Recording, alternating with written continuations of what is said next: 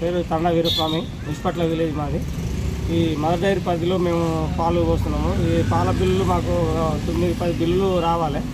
ఈ బిల్లుల గురించి వచ్చి మేము మేనేజర్ సార్ని అడిగితే ఎప్పుడు అడిగినా కూడా నెల 2 నెలల పడతాయి, 10 రోజులు పడతాయి అని చెప్తుంది. కానీ మాకు ఇంతవరకు బిల్లులు వస్తలేవు. ఏమనంటే మాకు బ్యాంక్ ప్రాసెస్ నడుస్తుంది, అది నడుస్తుంది అని చెప్తున్నాను. పైసలు రాక చాలా ఇబ్బంది పడుతున్నాం. రైతులు ఏమో నన్ను అడిగిపోతే నువ్వు పోతున్నావా, సెంటర్ కార్డు పోయి అడుగుతున్నావా, అడుగుతలేదా అని వాళ్ళు నా మీద ఫైర్ అవుతారు. మా రైతులకు రూపాయలు లేక చాలా ఇబ్బంది పడుతున్నారు. వాళ్ళకు బడి పెట్రోల్ లేక, ఇంట్లో కూరగాయలు తీసుకుందామన్నా లేక చాలా ఇబ్బంది పడుతున్నారు. కాబట్టి మా పైసలు మాకు ఇప్పించి వాళ్ళను మేనేజర్ ఎన్ని నుంచి అడుగుతారు? మేము ఇప్పుడు ఈ బిల్లులు బకాయిలు ఉన్న సంది ఇదే అడుగుతూనే ఉన్నాం. ఎన్ని బిల్లులు రావాలి? నెలల నుంచి కూడా అడుగుతూనే ఉన్నాం. ఎన్ని బిల్లులు రావాలి? 10 బిల్లులు రావాలి. కానీ ఇంతవరకు మాకు ఏది లేదు, 1 రూపాయి కూడా లేదు మాకు. ఇప్పుడు అడిగితే ఏమంటారు మరి? ఇప్పుడు రేపు మంగళవారం పడతాయి బిల్లులు, 2 బిల్లులు పడతాయని అంటుండు. 2 బిల్లులు వేస్తాయని అంటుండు.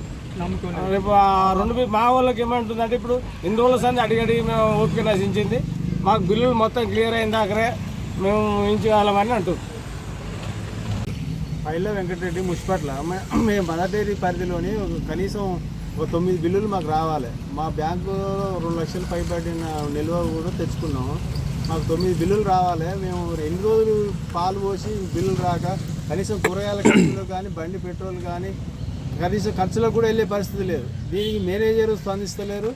మేనేజర్ వస్తే రేపు మంగళవారం నాడు ఇస్తామని ఇట్లా దాట వేస్తారు. ఇట్లా ఎన్ని రోజులు ఇబ్బంది అవుతుంది. బిల్లులు చెల్లించాలి. దానా కానీ కలిసి ఖర్చులు వెళ్ళే పరిస్థితి లేదు. ఇంత దయనీయంగా ఉన్నది. మేనేజర్ అడిగితే ఏమంటాడు? మేనేజర్ అడిగితే 2 రోజుల్లో వేస్తాం, 2 బిల్లులు 1 బిల్లు అని అంటాడు. ఎన్నిసార్లు అడిగి అది ఇట్లా ఒక 2 నెలల సంది జరుపుతుండ్రు. కనీసం మేము 9 బిల్లులకు కనీసం ఒక 2 బిల్లులు అని వేయి, తర్వాత వారం రోజులకు కొంచెం వెసులుబాటు చేసుకొని మళ్ళీ వేయమంటే వేయట్లేదు. దానికి మేము ఇక్కడ ధారణ చేస్తాం.